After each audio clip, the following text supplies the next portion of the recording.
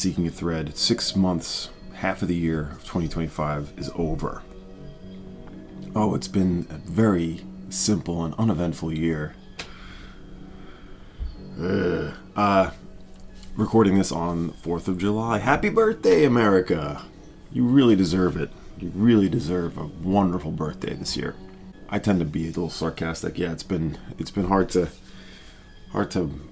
manage the days, trying to digest what's been happening in our country and the world too. But I won't go too far into it. It's rough times. But, things are pretty good here, I have to say, in my life. So there's that. There's that to be thankful for. Try to protect your peace, people. Protect your peace. Be active. Fight against the man. Fight against this administration if you can and when you can. And, speak out, okay? But also protect your peace. You can only take so much, and that's what music is for, to help us with that. Anyway, I could ramble. It won't go great, but I could. I wanted to update you with my 2025 list of priorities. That my 2025 targeted list. Now I've picked 25 records for the year to correspond with the year.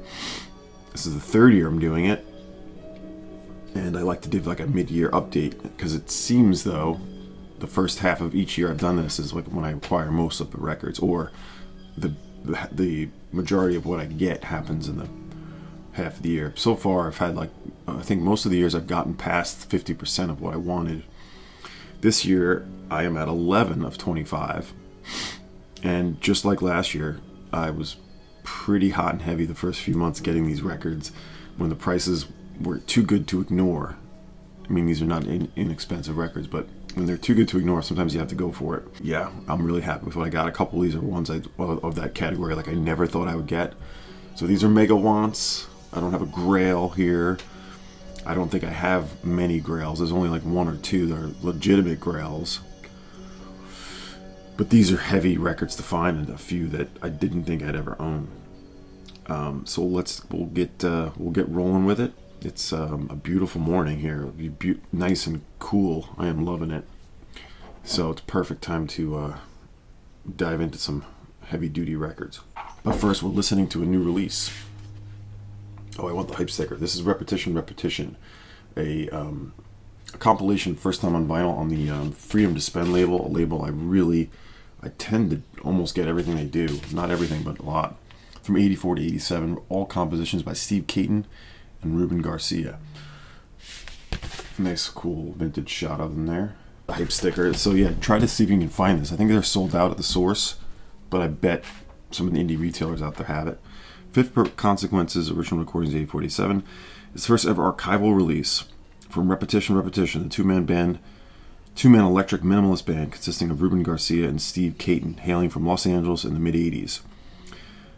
Repetition's unique blend of cosmic art rock maximalism was self-released across a series of cassettes produced in micro editions, and while garnering the attention and participation of luminaries such as Harold Budd, I don't know if he's on here, have remained under the radar during the band's existence. Fit for Consequences collects select material from across the duo's catalog, remastered and presented on vinyl for the first time.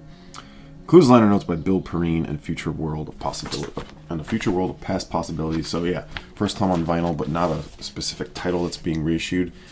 Sort of they've gone through the cassettes and pulled out the best of that, and that's the kind of thing, like perfect release to get on vinyl. So see if you can find this. I'll link to the Bandcamp, I guess, but I know it's sold out there. I got this from Sounddome. All right, so let's start. The first record. This is one of the ones I didn't think I'd get. It was an eBay auction win on eBay UK, and it is a UK psych record. Now I think this is maybe the only proper psych record I'm showing, but this one tends to be a little more folky. It's Aura on the Tangerine label. Pretty rare one. I'll show you the label. Really lovely. For those of the people who really like that homespun early 70s, late 60s UK folk, a lot of the stuff like this looks like one of those records that would be like the 99 copy thing. I don't know how many they pressed. I really don't. I meant to look into this. I think it's less than 500 though. I could be wrong on that. I mean, this is a small, like Vanity, like a small press label. But recorded in 68, released in 69. Yeah, very pop psych, folk rock, with definite psych flourishes and a nice little jazzy Baroque feel to some of the songs. It's one of these records, like it's similar to Ithaca and Agincourt. It feels right in that pocket, like kind of lo-fi. Really cool drumming on here. You see I'm drumming. You can tell that I'm talking about drumming when I do that.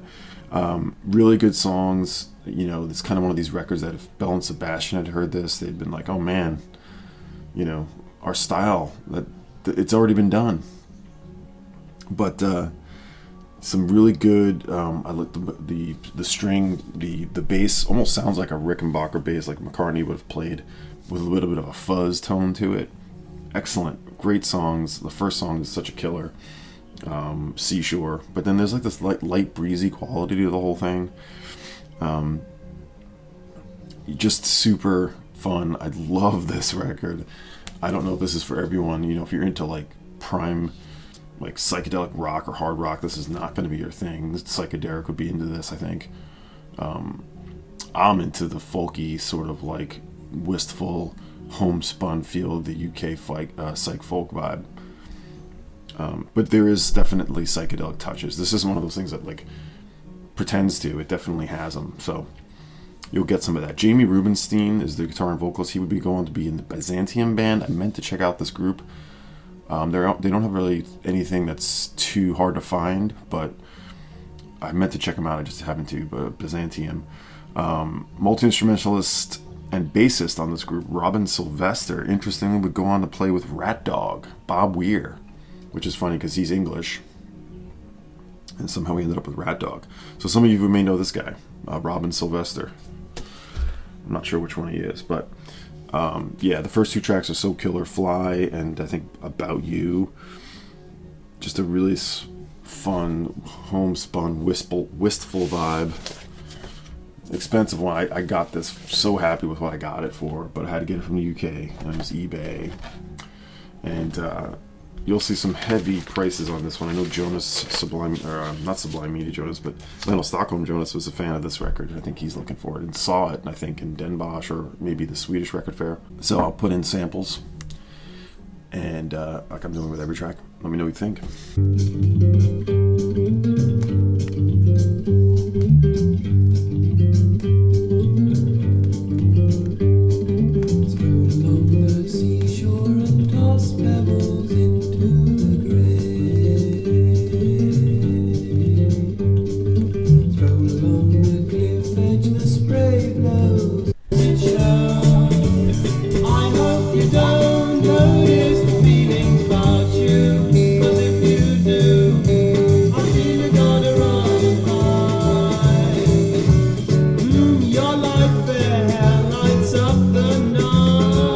This one I know is going to hurt one of my friends, only because I know he's been looking for this probably before me, but as I've gotten into this band and dug into their sounds, I've just become hooked and wanting more of this band and more of the sound. I'm talking about Between and The Waters Opened.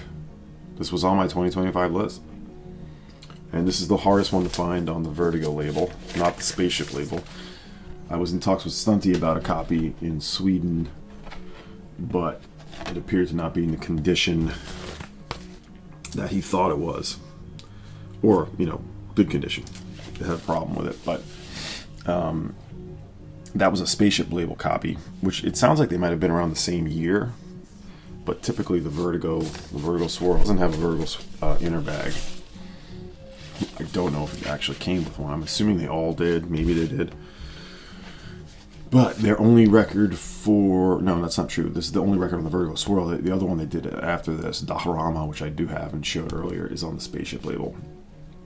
But yeah, this is that German, but actually multicultural. You have, it says it right on the back. Well, Peter Michael Hamill's the main producer, the main artist. He's the keyboardist, pianist, and voice. And German. It gives you the country of everyone. There's actually 3 Americans in this band. Catch Black playing percussion. Robert Elescu, who's the also main collaborator in the band, playing oboe.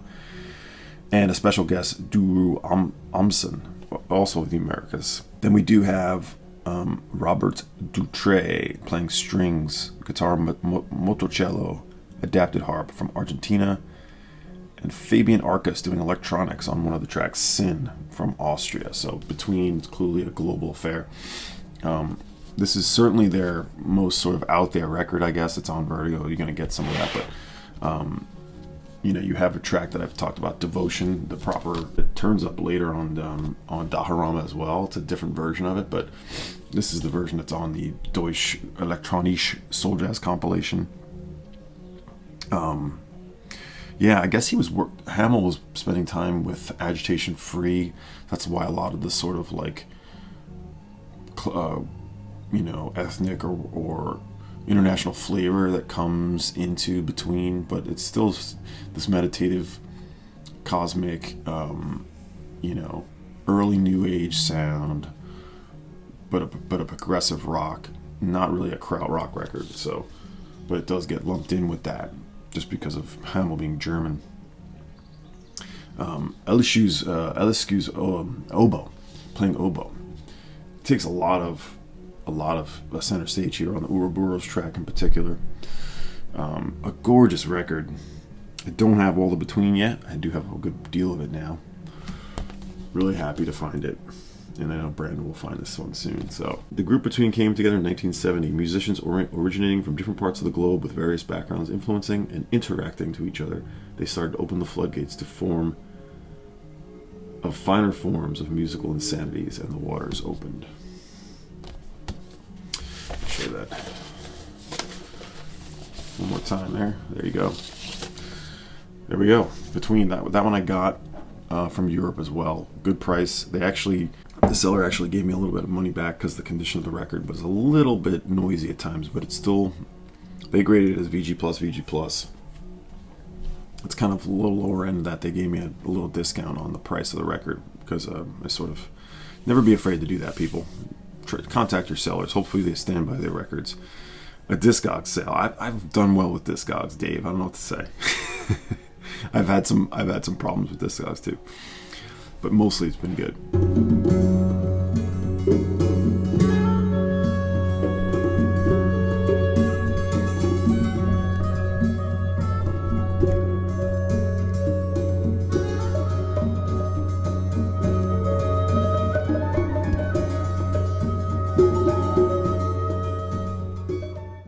Another one.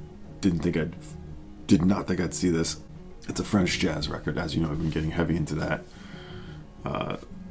Watching Stunty's channel, he really put me down that road. I was barely there, and now I'm heavy there. He played this on his stream many years ago, I think, I think it was a stream. Had to be one of his earliest streams. BJT, Baroque Jazz Trio. If you look this up, you're not going to find it under BJT specifically. You got Baroque Jazz Trio or B, .j.t. Anyway, one and only record with this group. They did release a 7-inch, but this is their only LP. We have there's a gatefold. It's on the Saravah label. I'll show you that in a second. But we have Pierre Combel. There's a Georges Alexandre and Jean-Claude Solal, the bassist extraordinaire. I love him. This is 1970, as I said. Georges Rabot, yes, and Philippe Combel as well. Philippe Combel is playing percussion. Jean-Claude Solal plays double bass and cello, and the signature thing about this record is Rabot and the harpsichord. I'm confused a little bit. Maybe they're the same people. Georges Rabot and Georges Alexandre, maybe the same person, but that's the harpsichordist. And that's the signature thing. This is a bit of a free jazz record, but I would say more progressive jazz, I suppose. But it's that harpsichord sound that's really interesting about this. And the percussionist, Combel, is just doing some super cool things with the kit and with various different African percussion. As I said, it's on the Saravah label. This was reissued by Soufflet Contenu. As they've done some great work. I think that reissue's out of print right now. I don't know if you can find it. You probably can. Yeah, Stunty played this so many years ago, and I was just in. Certain things I hear, I'm like, this is really good. I like it a lot, but I don't seek out. Or this is really good. I add it to my want list.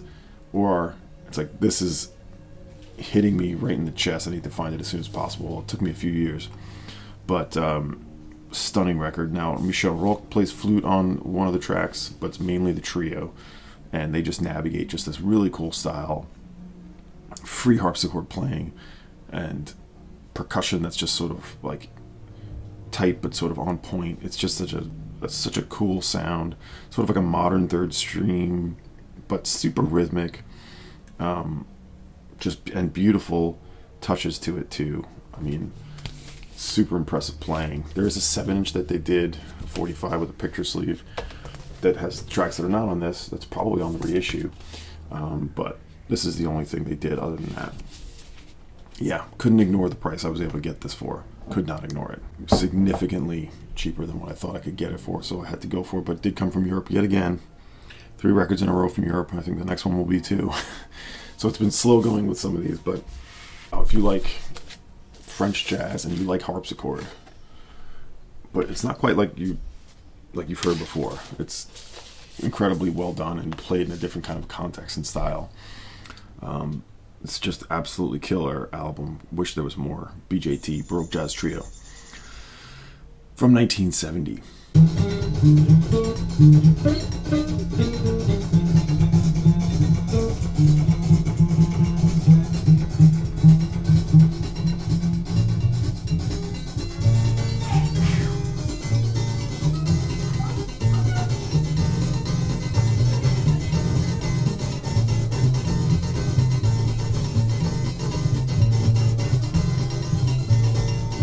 All right, the next one. This one's a little bit easier to find. I should say less expensive, but also French. And this one goes a little more into the prog vein. It's Jean-Claude Solal and Captain, what is it again?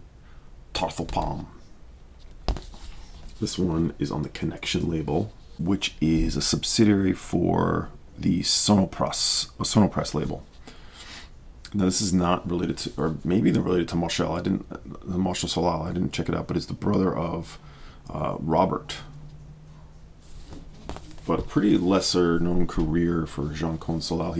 He did do a release of that Musique Instrumentale series that has all the similar covers. I'll insert a picture of that. I have one of those records, but not this one. Not the Jean-Claude Solal, but here's the labels. And this is cool, man. It goes into, like I said, progressive territory. There's a lot of fuzz. There's like avant-garde type grooves on this. Experimental jazz. Some vocals, sort of like wordless vocals, but a really neat, gnarly and cool electric bass that's on here. Yes, all right, there's some bass trombone even. The second side of this goes a little more abstract, so you have like more of the groovy stuff, fuzzy stuff on the first side. But Solal is a flautist, so you're going to get a lot of flute on this, which I am into. So it's definitely of that sort of jazz flute, but going out there. But weird, man, weird. It's not just Jethro Tull here. Jean-Claude Solal, like I said, not a ton of recordings. This is sort of like the one to get, I think. Probably need that first one that I just showed the image of too. Solal, Jean-Claude was on the Nurse with Wound list, so there's that. He worked at the GRM. Just an out there typical French player from the time. But like I said, this one goes a little more out there, and each track tends to have very different stylistic shifts, so it's a bit of a ride on this one. Probably you can find this for reasonable-ish price, but you're going to have to get it from Europe, as I did again here. So here it is, the Connection label. I didn't tell you the year, did I? 1973. It's the second LP after that Musique series one there.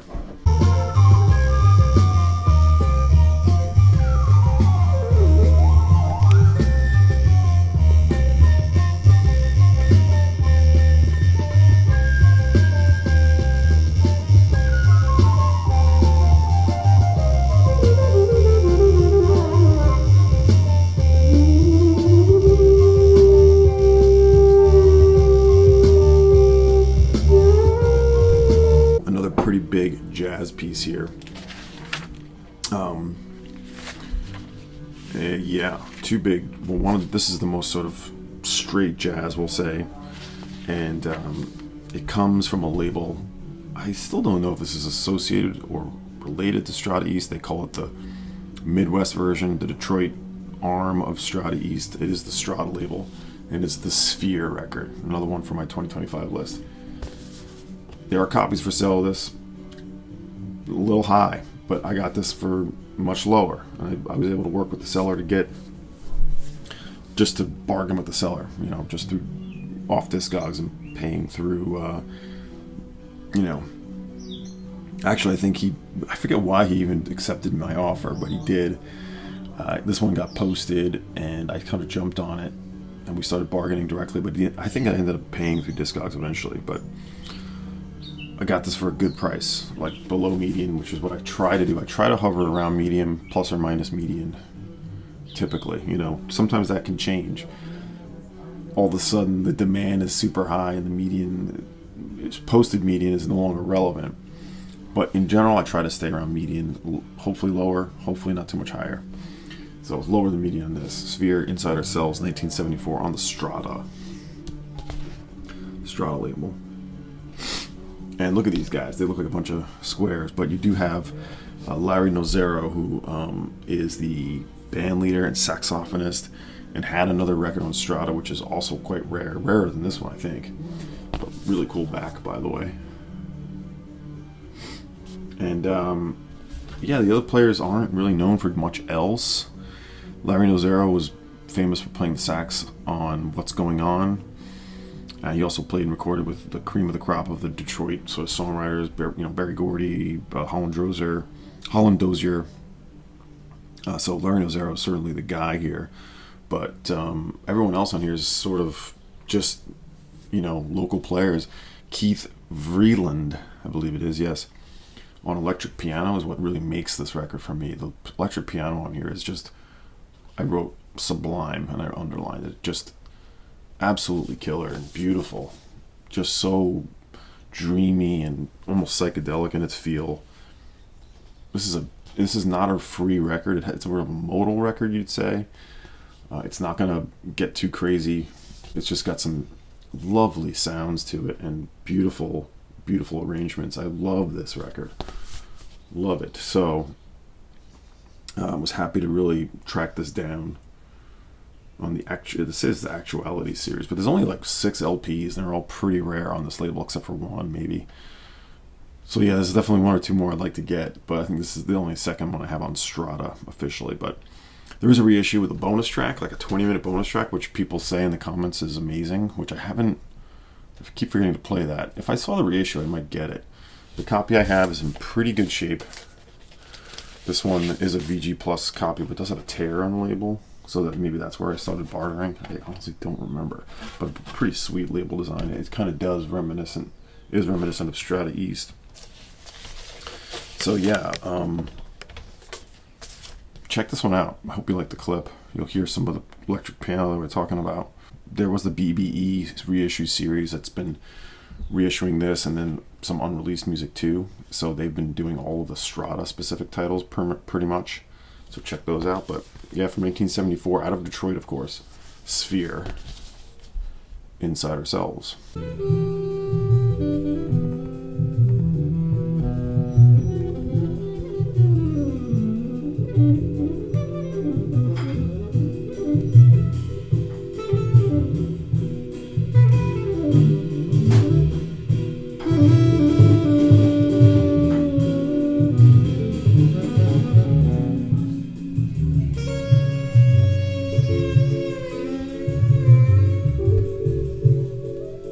Bunch more to do here. We got 5 more records. Still playing repetition. I had another jazz record, though this one is a little more straight fusion, jazz, funk. It's in the list. You can pick it out. But Speed Limit, another French record. This one, as I said, a little more jazz, rock, jazz, fusion. At least only on the RCA France label.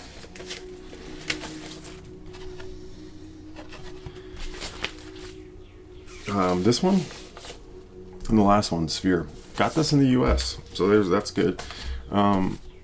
This is members of Magma, okay? That's the sort of like takeaway here. I don't have a ton of Magma, if I have any, actually, but I probably should. I do enjoy these players. Now, 3 of the members, as I said, I think it's Yoshiko Chirac, I think, and Yoshiko Jeff Seffer, Janik, and I think Chirac are the players from Magma, and then it's featuring George Ginda, the percussionist. Now you have sort of pictures of me here. My buddy, we talked about earlier, Jean-Claude Solal does play cello on a track or two, so you have a bunch of players on this. But yeah, really, this one's out there, really cool. And the other big thing about this, you know, if it's Magma, you know that it's Zool. And Zool is a genre, it's a very specific, I guess, French genre that is really kind of a symphonic or progressive jazz fusion. It's not a sound I typically go for, but if it's the sound, if it feels right, then it feels good to me. This reminds me a little bit of a Headhunter sound, but certainly getting more out there with some vocals. There's usually a vocal in Zool that's doing like wordless vocals, so you get that here a little bit. Janik Top Seffer also are from Magma. Hard one to sort of pin down how I feel about it, but for some reason when I first checked this out, it just hit the right feel for it. I mean, look at the nice psychedelic cover.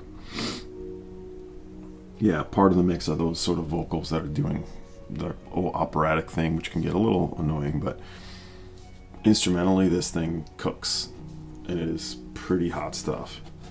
They have another record that I don't have, but they're both pretty tough to find. So there's that, but I do need to look more into Magma.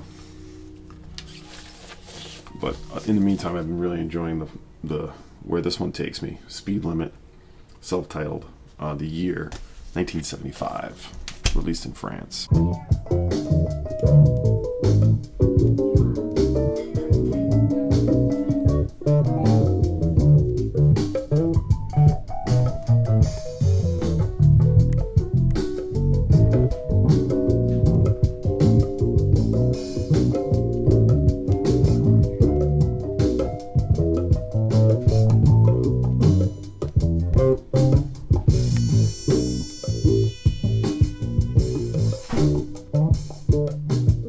Record, and one that I know a bunch of you have.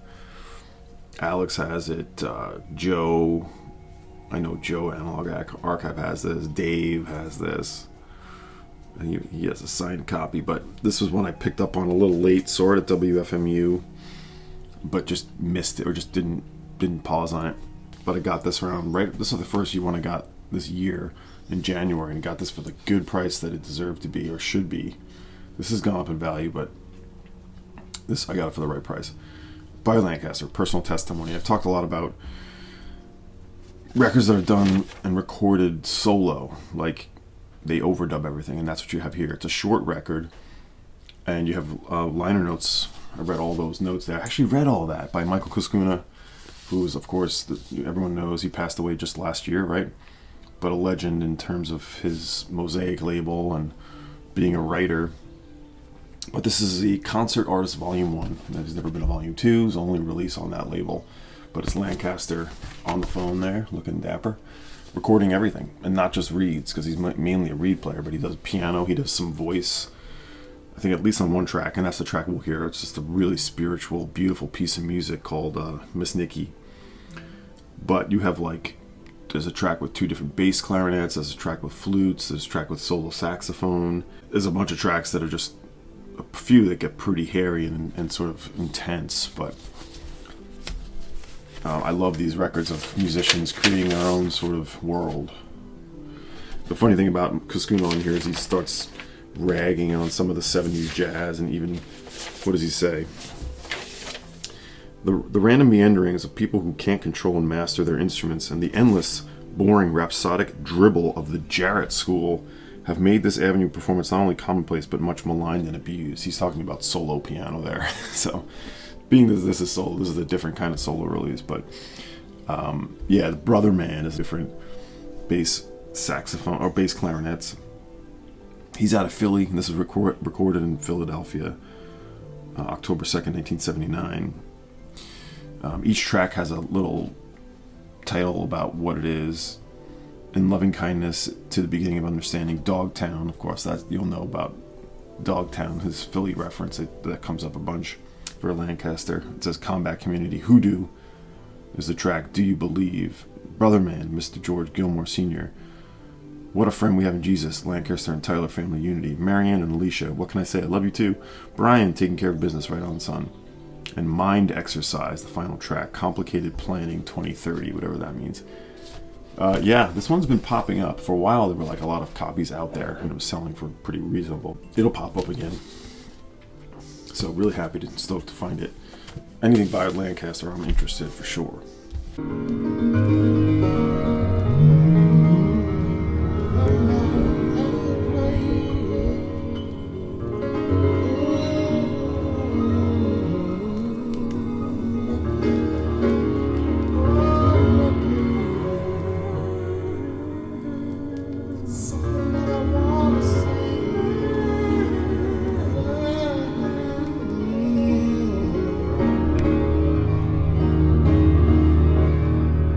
This one, did I show it? I don't remember if I showed it, but I have to thank Jonas Vinyl Stockholm. He procured this for me when he sent this to me with that fine package from Sweden video. Only released in Sweden. Bernt Rosengren, med Flera, 1969. Improvisateur. Improvisationer. A free record, but not. This is not typical Scandinavian sort of chaos. This has got some melody to it. It's a Swedish group. It's on the SJR label. I don't know why I came onto this one. I started investigating Rosengren stuff. A definite Swedish jazz legend. I'll show you the photo. There they are on back. Rosengren Center. You have Tommy Kuvervelt, Leif Rennerstrom, Torbjörn Huterans, and Klis-Goran Fagerstad. It's a quartet. 2 saxes, 2 reeds, drums, bass, piano. Beautiful music, beautiful album. Yeah, Jonas helped sort of. He obviously procured this for me, but I think they brought it down in price a little bit because the condition was a little low. The sleeve was a little worn, but the record ends up playing quite good, Jonas, so I'm cool with it. But this is one you're not going to find outside of Sweden. And there's another record that Rosengren I really like to find, the underground one. But this one, for some reason, really hit my fancy. Premier tenor saxophonist out of Sweden, led many groups, recorded live 69 in Stockholm. Matthew Fillet actually turns up on this, the Turkish trumpeter. He's on the last track and composed it. And they're doing Miles and Monk songs, as well as Ornette Coleman. They do Milestones. They do Evidence by Monk, and they do Congeniality by Ornette Coleman, a track. If you know, it's a pretty famous track for him. It's on The Shape of Jazz to Come. And there's a couple other Coleman compositions in here with 2 other Rosengren compositions. So a little bit of everything on here. Mostly stays melodic, but some of the tracks towards the end really start to flare up and get a little crazy. So I like that type of. I love free jazz, I do, but sometimes if it's just all free the whole time, you feel like you don't get any sort of dynamic shift or any sort of variance. I like when they sort of like will slowly get there and slowly sort of escalate into that. So that's a nice thing. So there's some moments of frenzy on this, but still a melodic, mostly melodic and modal session led by Bernt Rosengren. That's from 1969, recorded live in Stockholm. Thank you again, Jonas.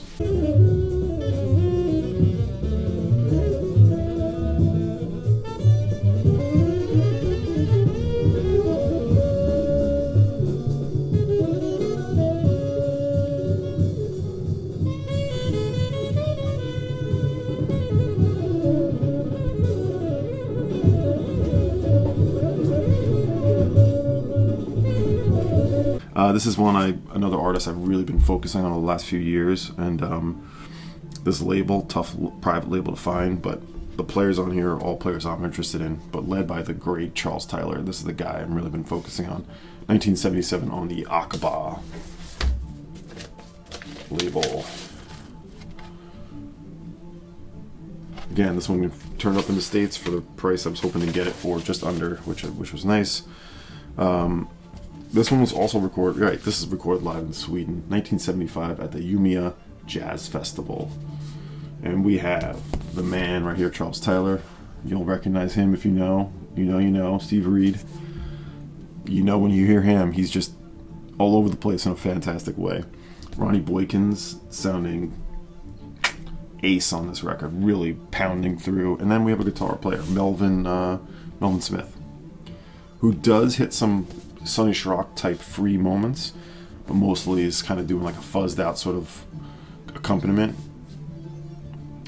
This is definitely more of a free record, so this one's going to be not for you who don't like going that direction, but you know, still beautiful at times, really engaging. Ronnie Boykins just killing it again. You know, I know it's a cliche to say he's killing it, but he really is. Interesting, they do Voyage from Jericho, which comes from the album of the same name with the orange or white cover. That is one of my favorite jazz records ever. Happy to have that. But great quartet. Charles Tyler, alto and baritone. I said Boykins bass, Steve Reed doing drums, percussion, Melvin Smith guitar. Great quartet. I don't think this quartet really recorded much else. Let's see. Oh, Melvin Smith would be... I would have to check this record out if anyone knows it. He did record a solo LP. He's very under-recorded. It doesn't turn up much, but he did record a solo record under a different name, Abdul Malik Mohammed, from the early 80s, which is not an easy one to find, but I've never seen it, or wasn't even aware of it until now. If anyone knows that. But everyone's soloing, everyone's getting fiery, and everyone's stretching out. This is fantastic. But the man is Charles Tyler from Kentucky. You know, he's obviously got quite the pedigree, and really happy to find that. Another one on the Akba label. I don't know if I'll find everything on the Akba label, but anyway, cool one.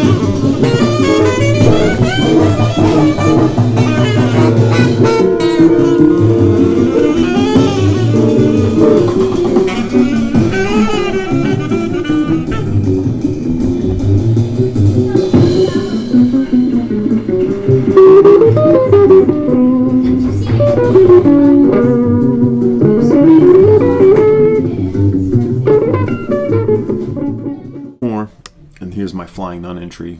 One of these you'll have seen by now, the other one you have not. But we'll start with both sort of that sort of classic Flying Nun sound, the Dunedin sound, with the propulsive drumming and the jangly guitars. But a little more on the punky side on this one. The Stones. Yes, they call themselves the Stones. Another disc, another dollar. They have also a 7-inch, right? And then that's it. Oh, no, sorry. They're on the Dunedin double compilation, which everyone should know. And then this, and then they compiled those two song EPs with maybe a few other unreleased music for a captured tracks release, which I don't think I have anymore. Or do I? I have to. I'll show a picture of that. The Stones compilation on captured tracks. It's got a different cover. But the first track, Gunner Ho, is anthemic, and this is a classic Flying Nun 4 or 5 song EP at 45 RPM, custom label job. This is from 1983.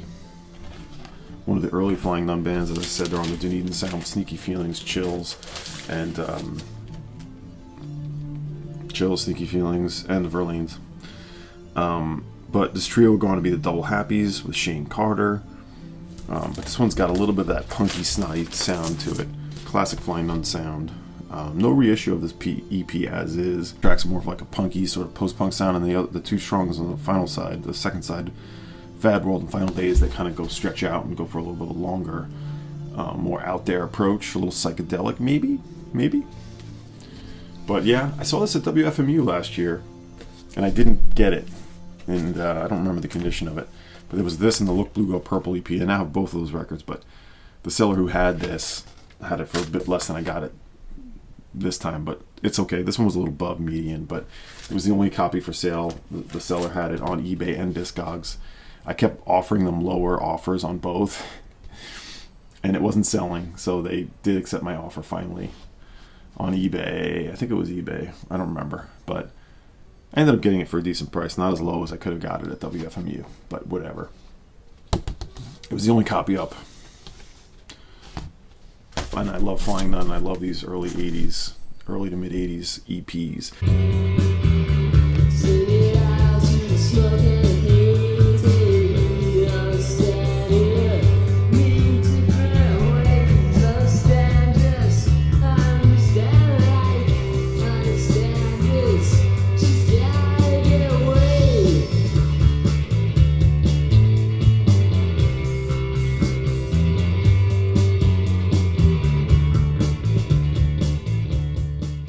Last one is from 84. I know Jonas has this too. Goblin Mix. What is this? This is the only record by Goblin Mix. 1985 Flying Nun. Oh right, they did do it like a cassette, and they would turn into the Exploding Budgies. It's David Mitchell. Here again are the Flying Nun custom labels. Really cool. As I said, 1985. Released the LP came later in 87 actually. But this is the first release. It was a cassette. I think the LP was a cassette. And they originally put all that stuff as the Son of Goblin Mix. And, yeah, that comes compiled later. But as I said, David Mitchell is the leader of this band. And he would do the Exploding Budgies, which I also have. And Mitchell would also later form the 3Ds. Sorry, I'm a little convoluted. I'm trying to say too much at once. Really another good, this was a straight indie rock sound. It's got the propulsive drumming too, just like the Stones, but good tunes. David Mitchell's a good songwriter.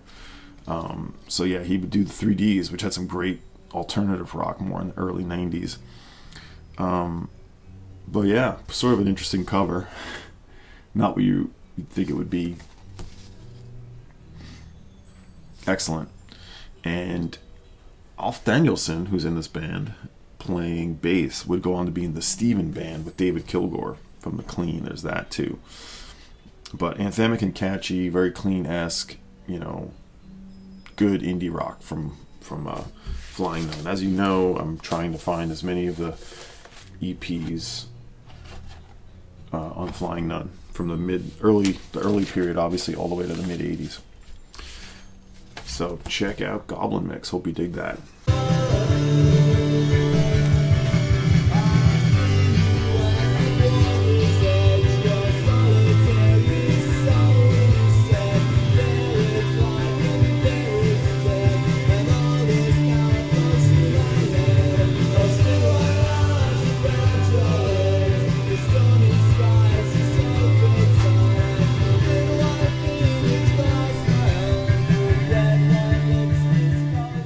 Video finished my half of the year 2025. That's 11 out of 25, not bad. See where I go from here. The last few years it's been, not only have added a few after this, I try to get it 50%, so we'll see if we can get a few more. There are a few that I could definitely just buy, but trying to see them at the right price or wait till WFMU maybe.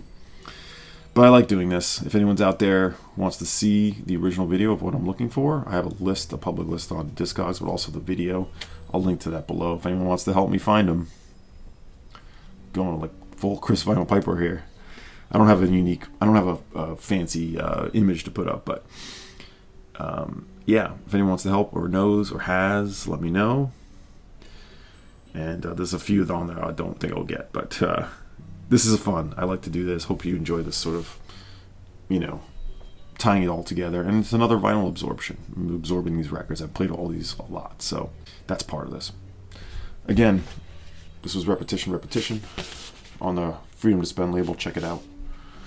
And hope everyone has a wonderful July 4th, or had a wonderful July 4th as is releasing later, and a great summer. I'm now on vacation as you see this, so take care, everybody.